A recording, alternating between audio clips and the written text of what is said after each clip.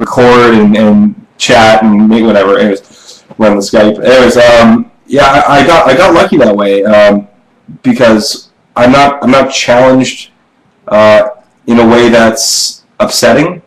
If I'm challenged, it's in usually an intellectual debate or something, just a mild discussion, and I'm okay with that. I'm okay with even heated discussions as long as it doesn't separate family from family or ruin relationships. And if it does that, I don't blame myself or that person. I blame the religion because that's what's doing it. It's not the person. Right. It's like when I was young too. I remember being in grade 2, and and I'm sure she's not around anymore, but we had an elderly nun lady. I lived in Port Hope at the time, a small town in Ontario, and her name was Sister Shirley. And I recall this guy Joshua. Whatever. Some guy asked how old is the Earth, and she gave the creationist answer. At the time, I went, "Oh, okay, that makes sense." But I was in grade 2.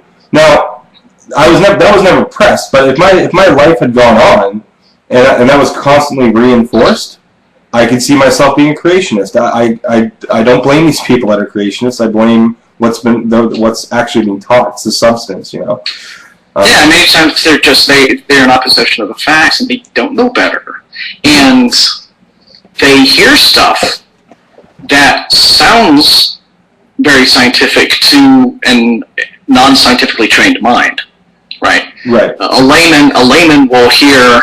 And this goes, and not only for creationism, but general Christian apologetics. A layman will hear something like the transcendental argument for God, or the ontological arguments, right, what have you. And those are logical arguments that do take a bit of intelligence to put together, right, whether they're wrong or what have you. And so naturally, they're going to listen to that, and they're going to be like, wow, well, this guy really knows what he's talking about, because this is just super smart stuff. Right. I've never studied logic. So you can't really blame them for being snowed. Right, yeah. And so what we try to do is just, here are the refutations of this, and when it's called for, we're certainly just very calm and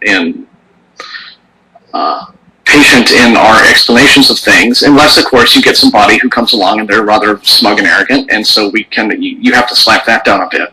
Yeah. But the long and short of it is, what we want are intelligent discussions and intelligent debate. Yeah. And you get what you give is sort of the policy on the atheist experience, and if a Christian wants to call up and be all snarky, he can do so.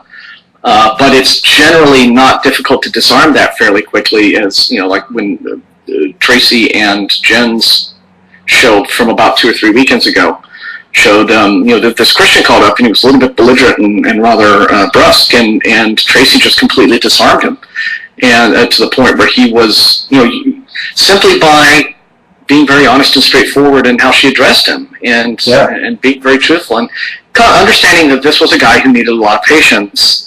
People say, oh, you can never change minds, and it's true. Some, perhaps, you can't, right? Yeah. And the indoctrination of people. But some, you can just put the seed of thought and questioning in there, and they will have to do the intellectual heavy lifting at a certain point. You can't change their minds in that regard. They will have to do the work. But you can get them at least to the point where doing the work isn't quite so terrifying as it used to be. Whether they're terrified because they've been indoctrinated into, no, if you question this stuff, you're going to hell, and what have you, or just for whatever reason, just the fear of doubt, and the fear of what might be lost if the religious beliefs are lost. Because that's not insignificant either. An important thing to remember. What religion does for most people, and it does it might not do it using means that are based in fact, but what it does still very effectively is it helps people manage very basic insecurities about their lives. Right. Like why are we here? What's it all about? What's the point of it all? Yeah. I think people so miss the point. Without that kind of security element present, then yes, that's where you run into the questions of, but if but if none of this is true, then what, where, how, what's going, right? I mean, Right. that's the fear. That's really the fear. Yeah. That insecurity will take over.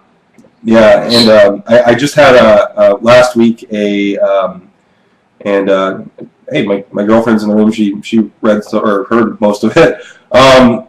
This guy that sent me an email, and he was a creationist, and he was going on and on and on about how the protocell is, we haven't figured it out yet, therefore it could be, and he's saying, oh, I'm a chemist, and so I just went, okay, I'll use Tracy's argument. Evolution's wrong, so is abiogenesis. Go ahead and prove creation, and I haven't heard back from him since.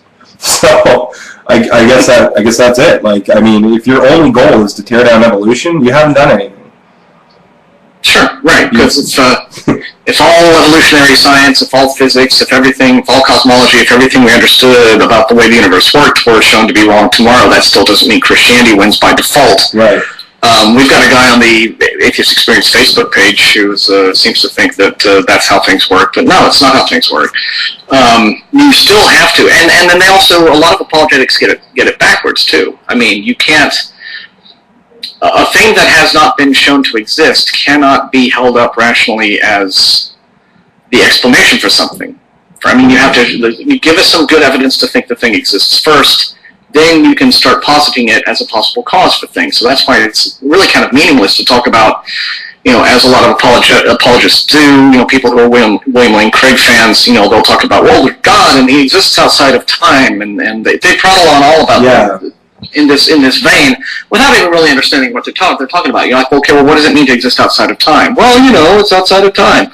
You don't get a clear explanation because, of course, this is all pulled out of the handbook of God of the Gaps arguing, and you're like, look, until you can really define this rationally, give us something that we can work on and work with and get a grasp of what it really means to be this sort of limitless, all-powerful being existing in some sort of realm that is outside, and what does it even mean to be outside of time? Until we can define that thing, until we can actually have some degree of credible evidence that it exists in the first place, it's really meaningless to start proposing it as the reason there's a universe.